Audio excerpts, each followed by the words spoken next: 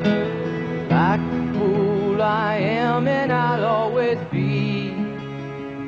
I got a dream. I got a dream.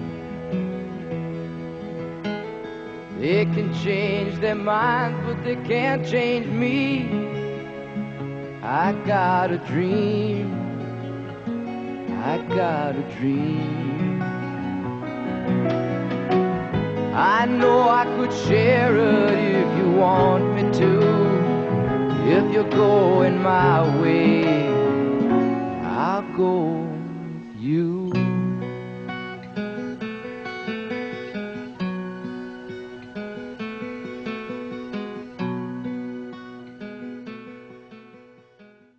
Welcome back to the Cooner Show on 570 WTNT, the last honest man in Washington. Go to jeffcooner.com. We have our personal website. It is now up and running and live. KUHNER, jeffcooner.com. My friends, tomorrow I am leaving to Croatia for 2 weeks. We'll be coming back, I believe, September 28th. We should have news then about our plans to be nationally syndicated. Go to jeffcooner.com and you will get the latest information. We may be moving time slots, so stay, just watch that website, and believe me, we'll give you all the latest updates. We planned, actually Grace and I planned this vacation many months ago. I've been in contact with my mother's family members. Really ever since my mother died. We've been in contact ever since my mother was, throughout my mother's life. But I kind of lost contact with many of them for many years as I was here in Washington, D.C. And in November 2008, may God rest her soul, my mother passed away. She died of a long battle with pancreatic cancer. It robbed her of her strength. It robbed her of her health. There, my grandfather found a certain amount of peace. My father, when he hit about 22, 23, was looking to get married. That's how it was in those days. And he realized that my mother was still unmarried. My mother was then in her early 20s as well. And so they began writing to each other. And they said, "Hey, do you remember me from the village? I was the boy you used to play with." And she said, "Yes, yes." And they began a letter exchange. And my father then went back to the land that expelled him and expelled his father. The land that was then under communism, under communist Yugoslavia, the land that had confiscated their homes, their property, that had murdered most of my father's uncles and aunts. And there he met my mother in the village. And they fell in love within a couple of weeks. They had a wedding ceremony. My father, in fact, he didn't have any money then. They were both so poor. He literally bought the local equivalent of a lifesaver. And he put the candy on her finger to marry her when they exchanged vows. And he took her to Canada. And there they built a life together. And they had me, they had my younger sister Jennifer, and they always dreamed of eventually retiring. They wanted to go back to the land that they came from. Croatia had waged a successful war for independence in the 1990s.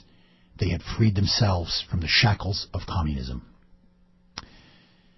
And my father and my mother saved and scrimped, and they actually managed to build a house there on the sea, beautiful, on the Adriatic Sea. It neighbors Italy and Austria. It is one of the most beautiful places on earth. It truly is God's paradise. And my father's dream was to retire there, to go back. As he said to me, "Son, this is your land here, but my land is what I left. It is in my heart, it is in my soul. It is where I was forcibly stripped away and pushed out from. And I want to return there, and I want to die there, and I want to be buried there. And so does your mother. Take me back to where I belong. Take me back to my home." And that dream, my friends, never materialized. My father is still alive. He's now 68. They were married for over 40 years, 45 years, in fact, to be specific. He's never been the same man since my mother passed away in November 2008. He is really a shadow of his former self. And why am I going back? Because my mother's family has a plot of land in a cemetery in her village that she was born, where some of her sisters have already passed away. It is for her family. And there they are all buried. And there are pictures of them there. And so I am going back with my mother's picture. I am going back at her burial site there. They want to put a burial site for her there beside her brothers and her sisters. So when everybody eventually passes away, the whole family will be beside each other. I'm also there to visit my aunt. She's my mother's older sister. She's now ISM. She endured the Balkan Wars of the 1990s. She still lives in the same village that she was born, that my mother was born. I send her money whenever I can. And let me just tell you how much my aunt, her sacrifices mean to me. Her house was bombarded by the Serbs and by the Yugoslav National Army during Croatia's War for Independence in 1991. You can still see the bullet holes in her house to this day. She lost her husband. She lost many of her relatives. She lives alone. She receives a meager pension check in a very poor former communist country. And yet, she loved her sister so much. She loved my mother so much. Every Sunday, on her dime, remember, she maybe makes $200 a month. She barely scrimps by. She would call my mother as she battled cancer for the full 5 years, every Sunday, every week, on her dime to see how my mother was doing.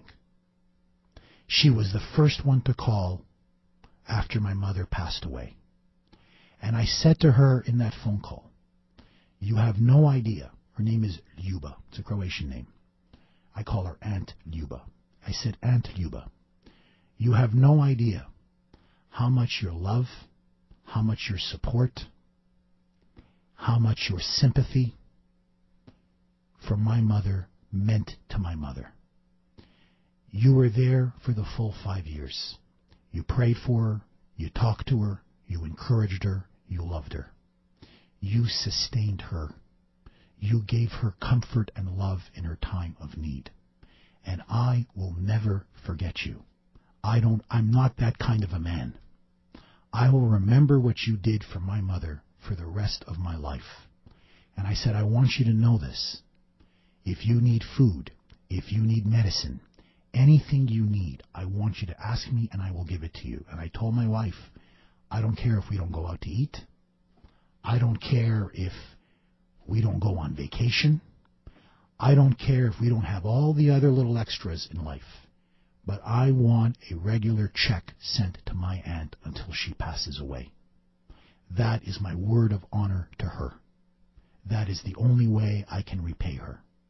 And so I will be seeing her. She's very ill. I frankly want to see her before she passes away. Her sons have told me she's not in good condition. Her health is very poor.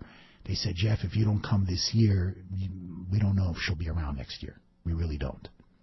So I am going to see her, and I am going to bring my picture to the cemetery at my mom's burial site in her village of Croatia. Like the pine trees lining the winding road, I got a name, I got a name. Like the singing bird and the croaking toad, I got a name, I got a name. And I carry it with me like my daddy did, but I'm living the dream that he kept here. Moving me down the highway, rolling me down the highway, moving ahead so life won't pass me by.